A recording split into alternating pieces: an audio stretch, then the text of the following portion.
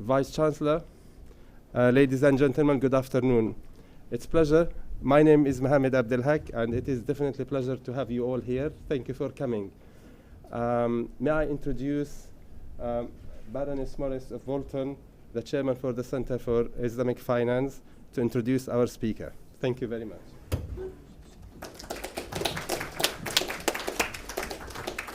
Thank you very much, Mohamed. And can I just echo the welcome that you've extended to everybody. A very warm welcome to everybody here today, and particularly to Chris Emmett, who is a non-exec director of HS2. And it's very good to have you here as well, Chris. Thanks very much for coming to join us in Bolton. You may actually wonder what high-speed rail has to do with Islamic finance. Although I suppose it's perfectly feasible that it may, in time, in part be funded by a vehicle like Islamic finance. But the main purpose of having lectures such as these, and one of the guiding principles of the Centre, is that we don't want Islamic finance to operate within a vacuum. It's part and parcel of the mainstream, and we want our students to be fully aware of everything that's happening in the wider world around them. Plus, it gives us great pleasure, and Mohamed in particular, to be able to use our contacts to bring highly respected speakers to the university. And it is therefore a particular pleasure to introduce Simon Kirby this evening to deliver our third lecture for the Centre of Islamic Finance. And I'll be very careful not to. No, I won't. You can if you want. No, it's okay. Simon is the Chief Exec of High Speed 2, HS2, as you either love or hate to call it, which is the UK's new high-speed rail network. He joined HS2 in May of 2014 from Network Rail, where he was Managing Director of the Infrastructure Projects business, responsible for the delivery of all large enhancement and renewable infrastructure projects. He became a member of the board in 2008, having first joined in 2003. Prior to 2003, Simon had a career in the defence industry, holding various positions with VSEL, GEC Marconi and BAE Systems. In addition to his duties at HS2, if you have any time to actually do anything else, he's a director of the Major Projects Association and the National Skills Academy for Railway Engineering. He's a fellow of the Institute of Civil Engineers, the Royal Institute of Chartered Surveyors and the Association of Project Management. And it is with great pleasure that I invite Simon to address us on the opportunities and the challenges of HS2. Simon, thank you.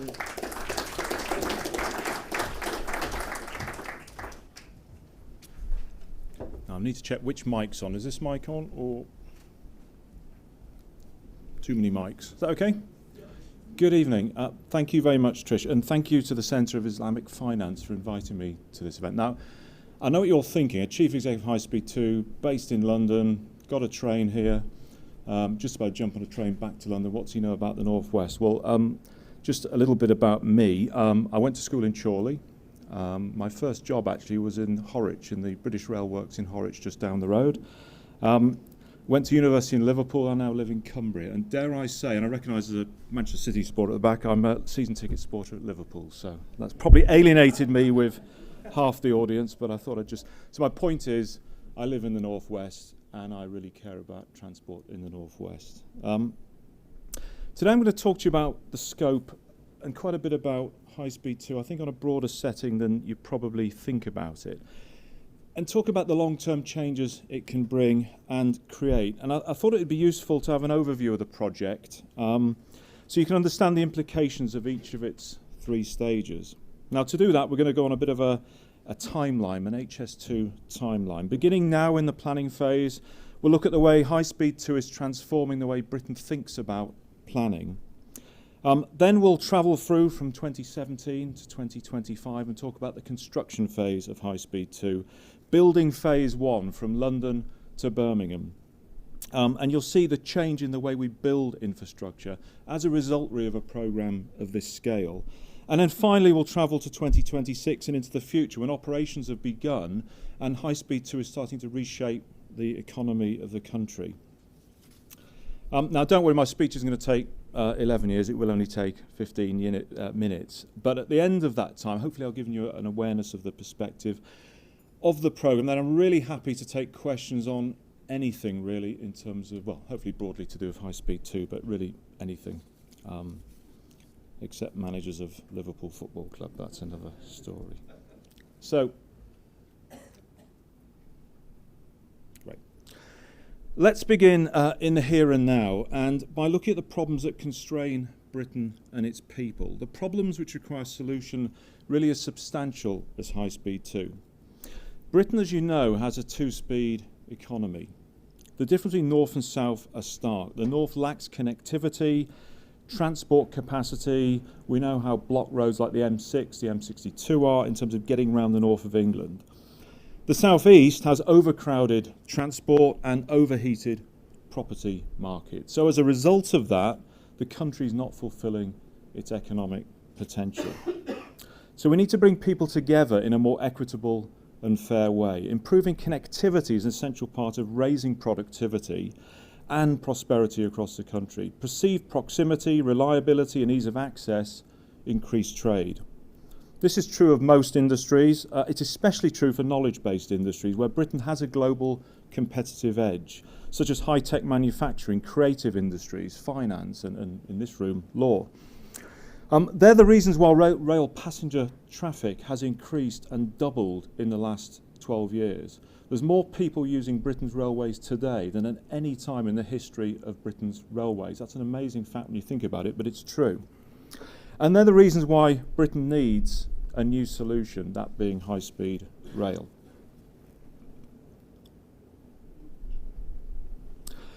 Now, this is much more than building a railway. This is about changing the economy of the country.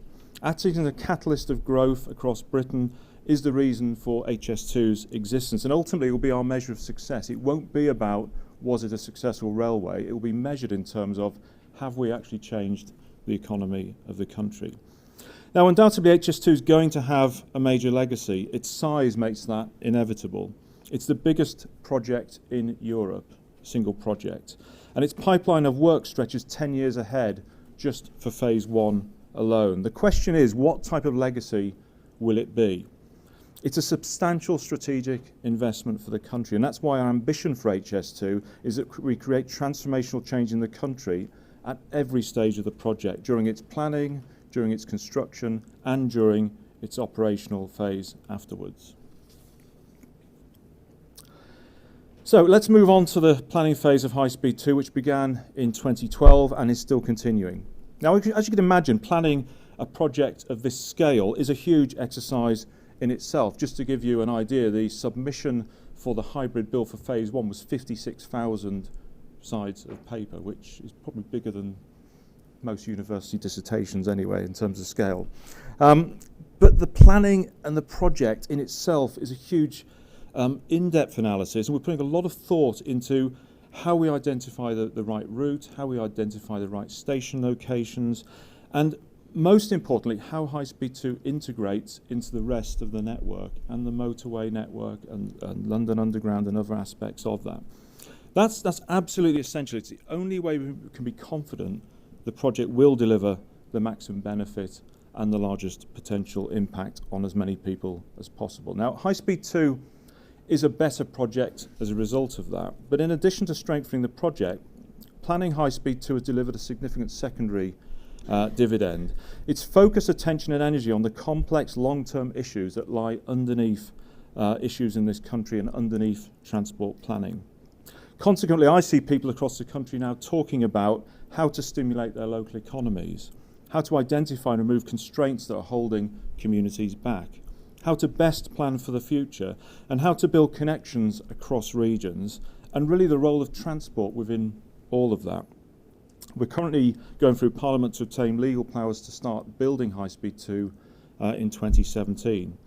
Just a couple of forecasts I picked up today, actually. The West Coast Main Line that most of you will use, I'm sure, to go from north to south, from Glasgow down to London, will be full by the early 2020s. There will be no space on trains. Trains servicing to Euston today are growing 3 to 4% per annum, and those trains will be full. A great one, by 2050, I'll have to read this to get it right. Our urban population will have increased by 14 million people.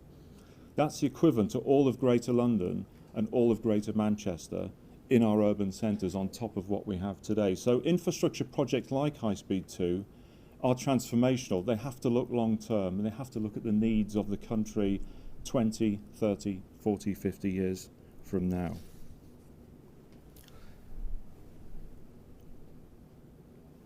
So let's travel forward now on our timeline to the construction of High Speed 2 from 2017 to 2025 for phase 1. Now, our construction programme will not be business as usual. I know there's a few civil engineers in the room, very happy to talk around what that means later. HS2 needs to be built better, faster and cheaper than any other railway.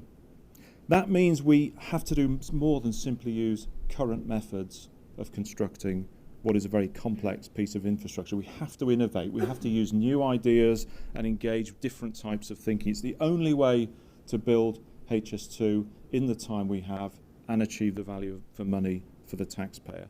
HS2 Limited is going to implement many major innovations that will be transformative in terms of how we deliver infrastructure projects. I'll just mention a few. The first is early market engagement with our supply chain. We've engaged with the market earlier than any previous capital programme. We've invested heavily in building relationships across and down the supply chain. That's from multinational construction companies all the way down to small, medium enterprise businesses and how they can contribute. We've been talking and listening to our suppliers so that our procurement is both smooth and cost effective, and we can actively facilitate cooperation between suppliers and can innovate and collaborate across the whole programme. Our second major innovation is adopting an integrated design philosophy from day one. So we're going to design the train service, the timetable and the infrastructure as one programme. Now, our thinking about design has changed in the last 12 months. We're going to spend longer in design. We've reviewed the overall programme and we're absolutely convinced, having engaged with international comparisons, the right thing to do is to spend longer in the design and planning phase, get the design right, and then go into construction, which may sound obvious, but hasn't been the case, let's say, with other projects in the past. We're going to do that through something called early contractor involvement, where we bring in the suppliers earlier into the programme to engage with us. We'll standardise many elements so the aesthetics are consistent and the build is efficient when we actually construct the railway. We use extensive modularisation and off-site manufacturing, and that's another reason to get the design right. And as a result, our construction timescales can be reduced, learning from international benchmarks. The third innovation is something called BIM, Building Information Modelling, which is quite simply a digital model for the whole asset. We will digitally design and build a virtual railway long before we ever build it. We'll test it, we'll make sure it works before we actually start construction. We're committed to adopting something called BIM Level 2, and we'll be one of the first projects to use it from the start. Having high levels of digital data accuracy will allow us to build off-site extensively.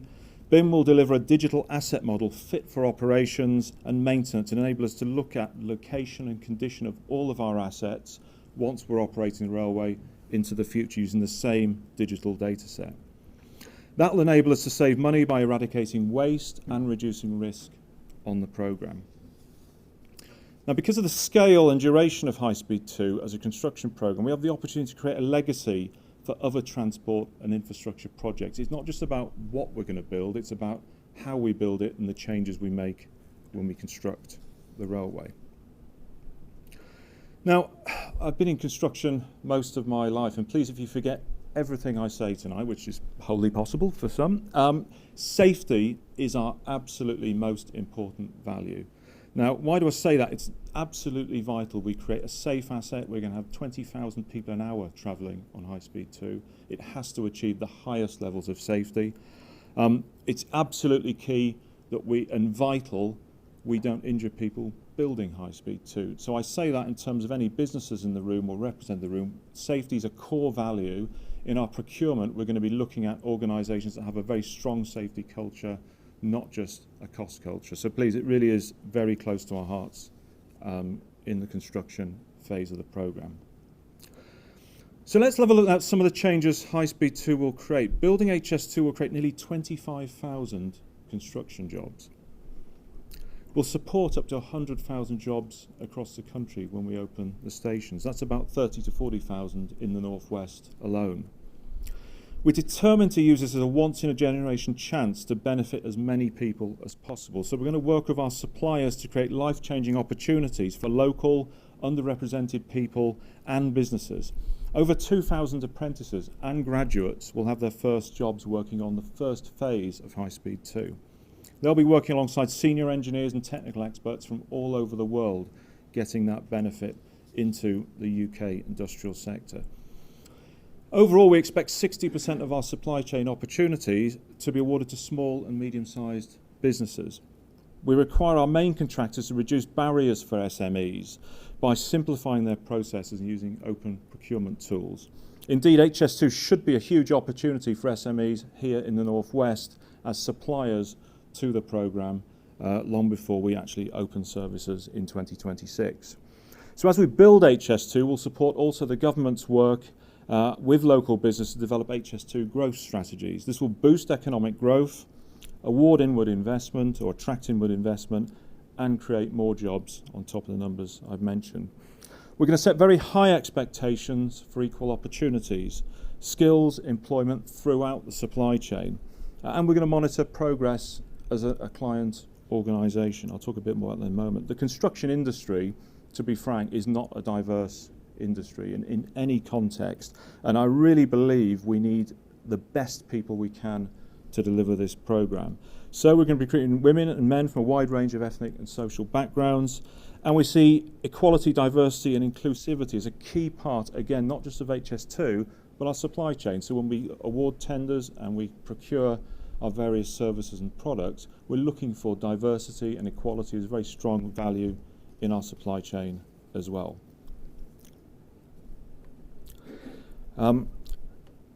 HS2 is a real step change opportunity to change the way we deliver infrastructure. I guess I've laboured that point. It's a great opportunity. 20 years for phase 1 and phase 2. It will transform the industry's skill set just by definition of some of the new technologies we're introducing as part of the programme. Our workforce will set new standards in infrastructure design. They'll build HS2 using the most advanced construction techniques. I've mentioned BIM, I've mentioned modular assembly.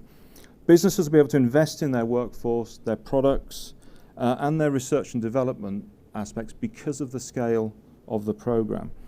The security provided by our pipeline, we believe, will enable companies to develop exportable skills. Well, Britain will be seen as an exporter of high-speed rail technology, which is not the case today in terms of UK-based engineering companies. HS2 will bring thousands of new people into rail and the infrastructure sector. Now, Britain, I was one of these ones. Britain has brilliant engineers. We don't have enough of them. I'm looking, I guess, probably some of the younger people in the room here. By 2020, British businesses need nearly 2 million workers with engineering skills. Every year for the next 10 years, the UK will need approximately 87,000 graduate-level engineers. In 2013, we fell 36,000 short of that number. And that's why we're opening the new National College for High-Speed Rail, which you can see on the screen there if you're wondering what that building is. As announced by the Prime Minister last year, the college will have 2 sites, one in Birmingham, one in Doncaster. It will provide specialist training for the next generation of engineers. It will set industry standards for training based on emerging technologies because, quite simply, the technologies High Speed 2 will have do not exist in this country today. They do exist globally. The college will help not just HS2, but the infrastructure industry train people for the future. And it's a really, really exciting area. We've got a board set up and we're looking to start construction of both of those colleges this year. But as you know, inspiring, and I'm in an academic institution, so I'm sure you do know, inspiring future engineers really starts at school. That's why we launched an education programme in 2013. A lot of our staff are part of a volunteer programme that go into schools. We've run over 4,000 days of coaching in schools to encourage school children to explore careers in engineering. They provide learning opportunities and careers guides to thousands of girls and boys aged between 11 to 16, and these are the first people to benefit from the programme, and hopefully we'll see those people inspired to go into universities and be those engineers I've mentioned of the future. Now at HS2 Limited, that's the company that I run, that's got the task of leading the construction and design and development of High Speed 2, we are really starting to build momentum. We have a new person starting with us every day. We're growing at literally a rate of every Monday we have an induction. There's 7 or 8 new staff joining us. We have over 1,100 people now in the business getting ready to move into the procurement phase of the project. And really pleased to say 2 weeks ago we announced the start of the procurement process for our major civils construction packages, which are around about 11 billion in terms of value. So just think what that can do in terms of training, development and skills that I've mentioned before. So that's just emphasising we've started that process just 2 weeks ago.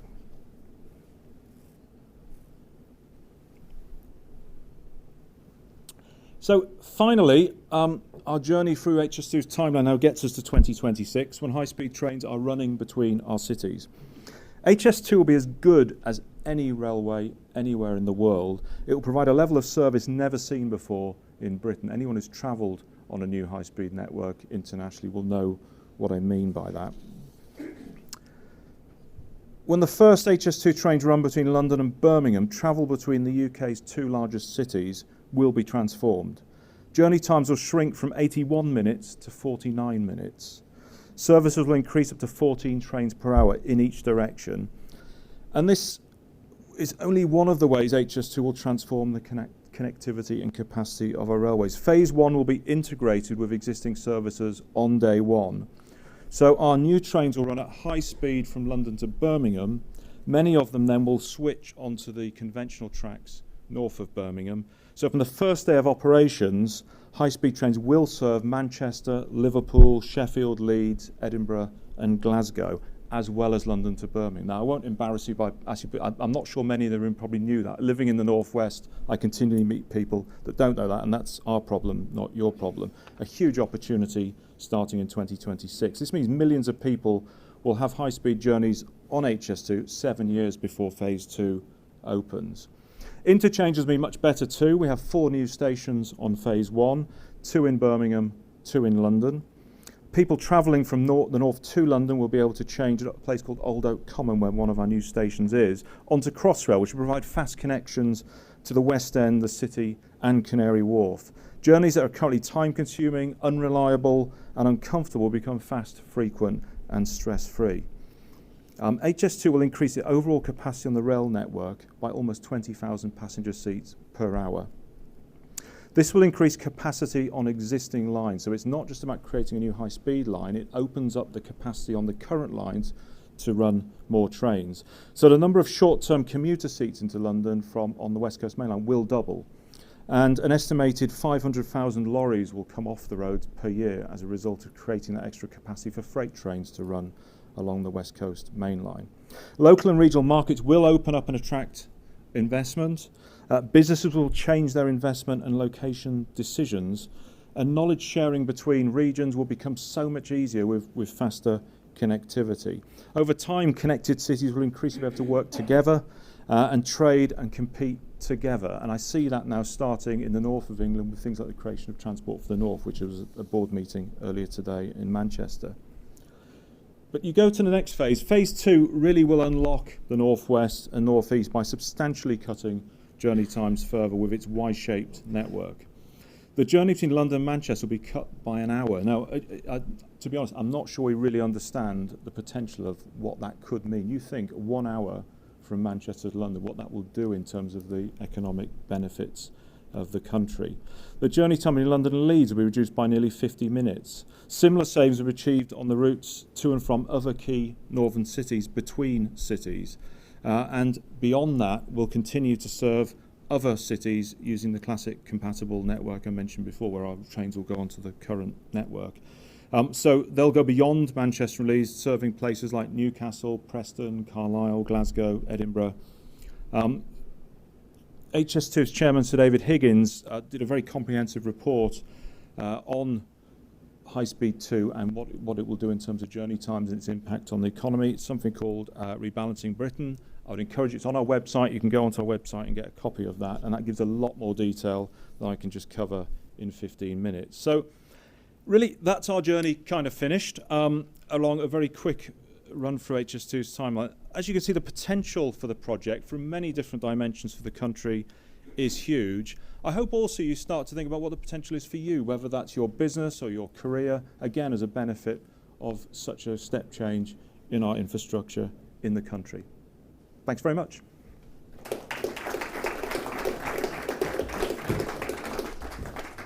Simon? I'll sit wherever you want. Thank you very much, Simon. And Simon have agreed to, as he said in his early comments, to take questions.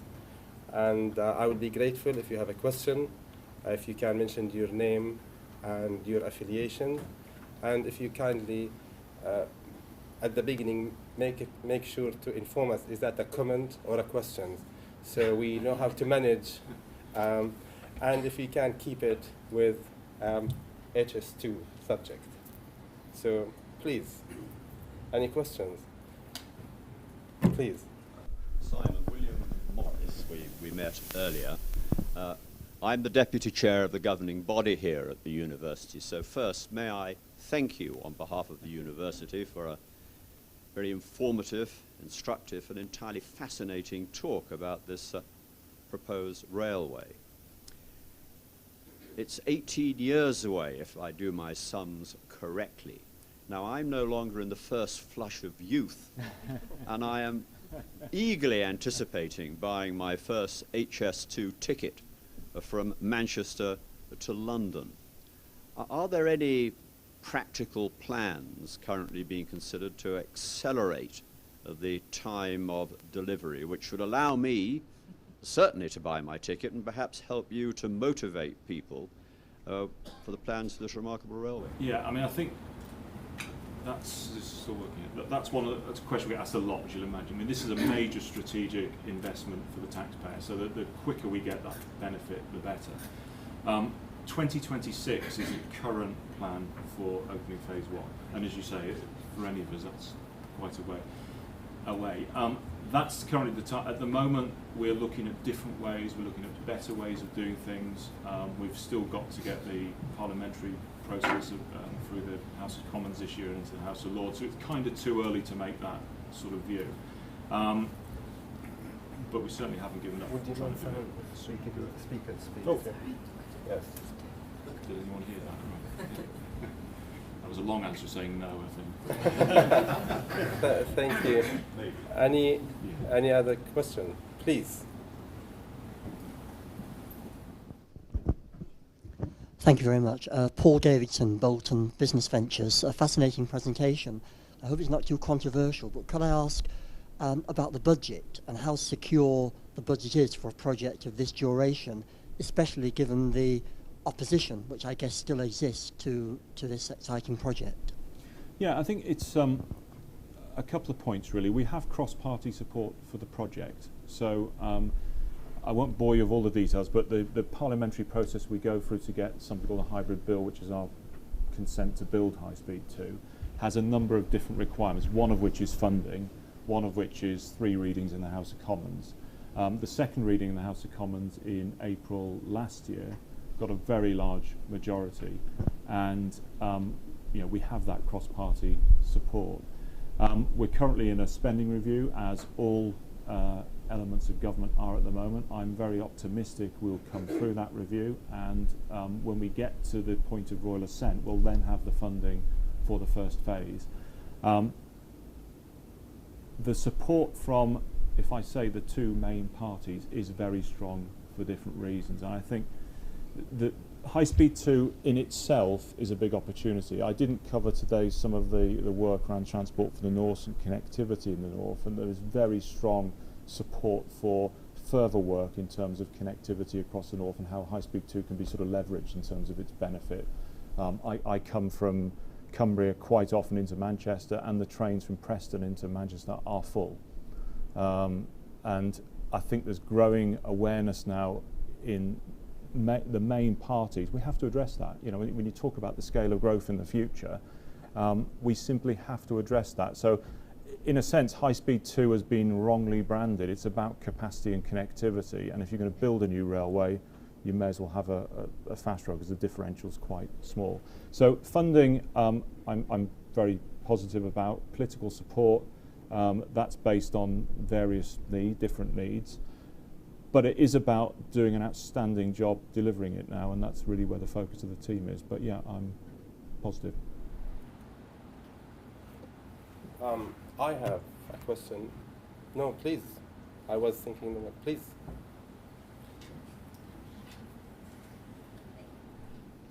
Hi, Simon Bryan, retired Member of Parliament. Can you tell us something about the planning process? Is the route fixed now, or are you still arguing the route in particular areas? And how long is the planning process going to take, or have you got the support of the government for a fast planning action? Okay, so we're going through something called a hybrid bill.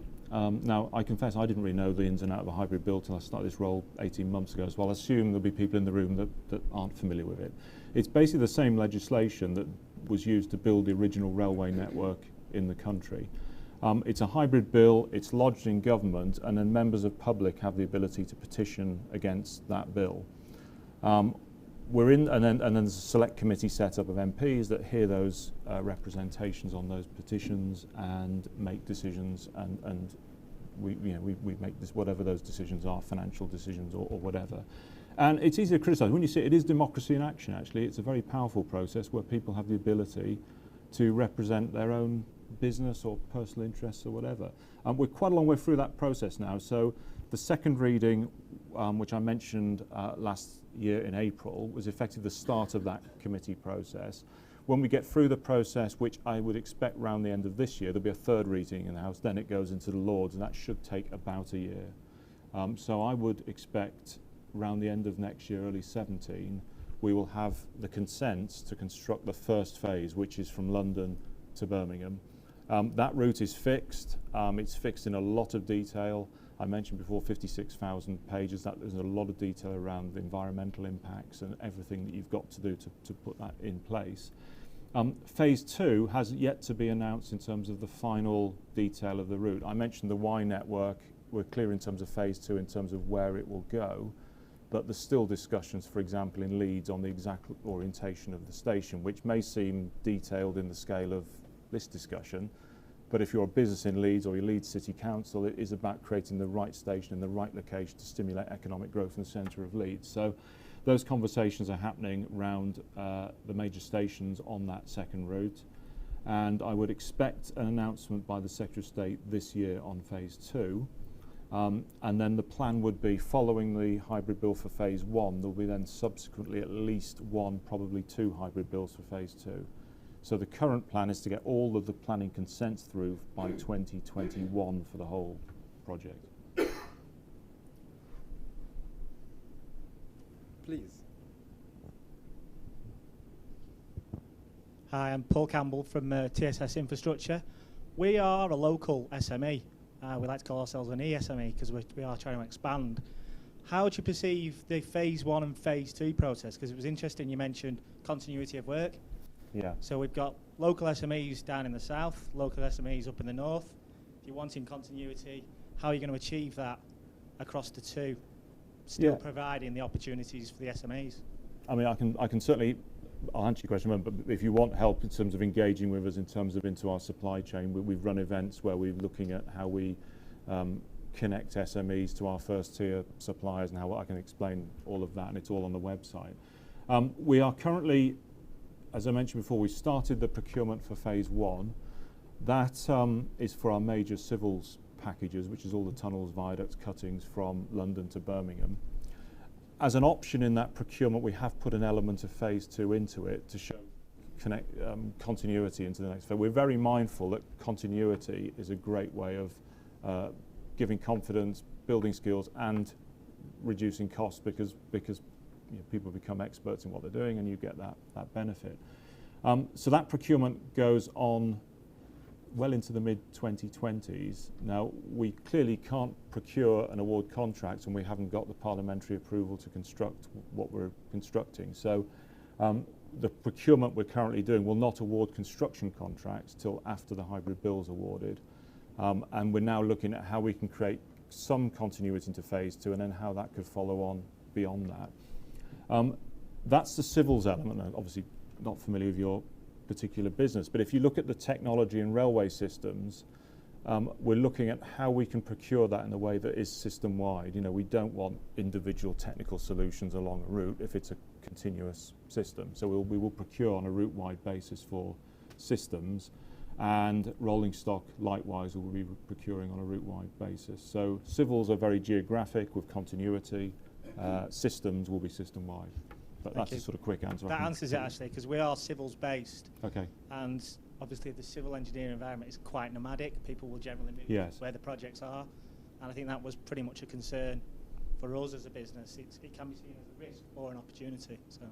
And I think for us, it's about how you make it an opportunity. So we're looking at how we can get SMEs who may be a first tier or second, third tier supplier to a main contractor. If they've got a really innovative idea, how we unlock that idea to the rest of the supply chain and not have a great innovative idea, but it's commercially locked into one part of the route. Can I ask you a question? You know, academics, they love environment. Yep. And could you tell us HS2 on the environment? So I love the environment as well. We have not every, but a lot of environmental experts on the programme. In our hybrid bill office, we've got over 100 of the leading environmental experts in the country, and it's absolutely vital.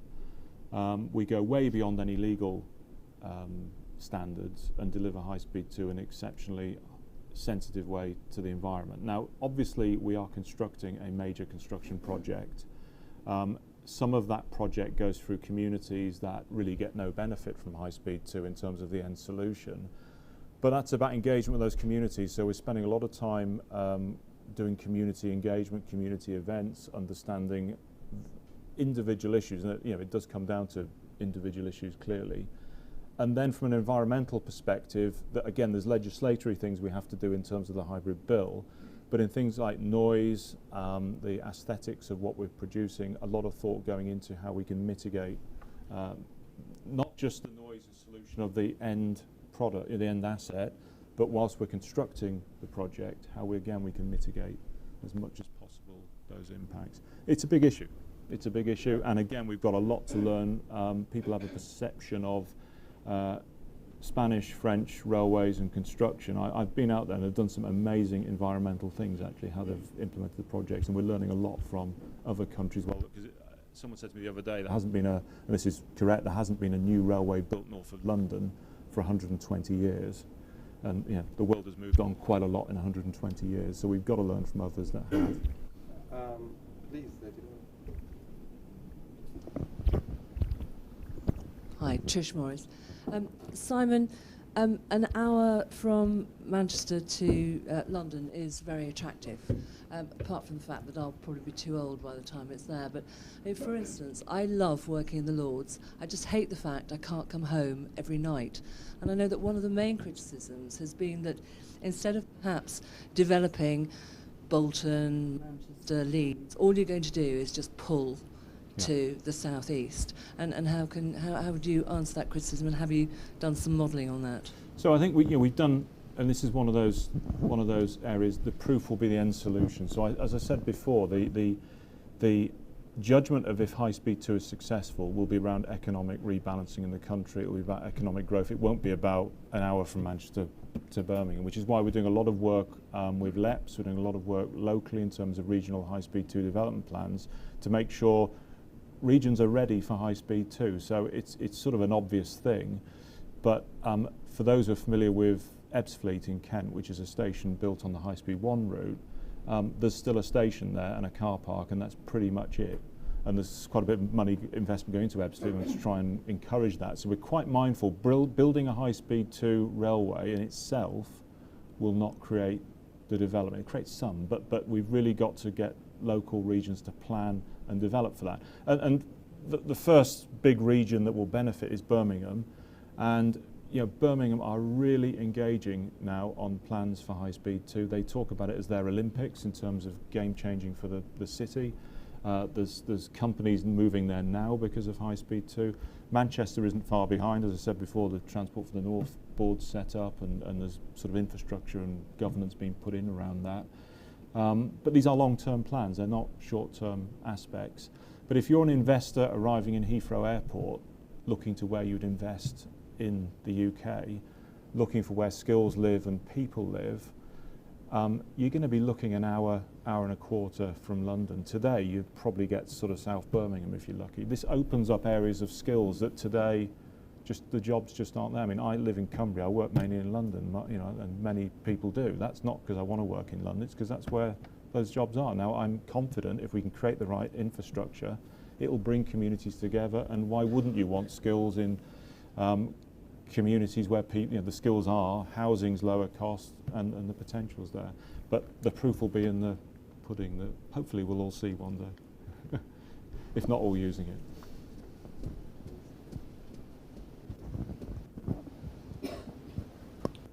Thank you. I'm not sure the mic's on. Sorry, my fault. Yeah. I'll say that again. Philip Isgar, independent consultant, a graduate of this university 40 years ago. One of the things that we had was not just a railway, it's a really big, major project. There are many other major projects which are going around at the moment. For instance, nuclear industry, areas of new build. Simon actually came up with some really, really top-notch critical enablers to help him do his job. He mentioned things like early contract involvement. He mentioned early speaking with the market. He mentioned digital. He mentioned BIM. A number of issues like that. These are great enablers to share. So how can, in a seat of learning, where we are here now, how can we help here to actually transfer those lessons learned already, and more importantly, the lessons yet to be learned? How can we actually get those around the other major projects in the UK? I think that's one of those we'll probably be here most of the evening trying to go through the answer to that. I think there's a number of aspects to that. You're right, there is an infrastructure plan now that's of a large scale. It's got new nuclear builds in it, it's got other aspects of large infrastructure, and skills are going to be difficult in certain areas of engineering and other aspects of construction and commercial skills and environmental skills. You mentioned before the environment. Today, getting those environmental skills is an issue. That's one of the reasons we're building the colleges.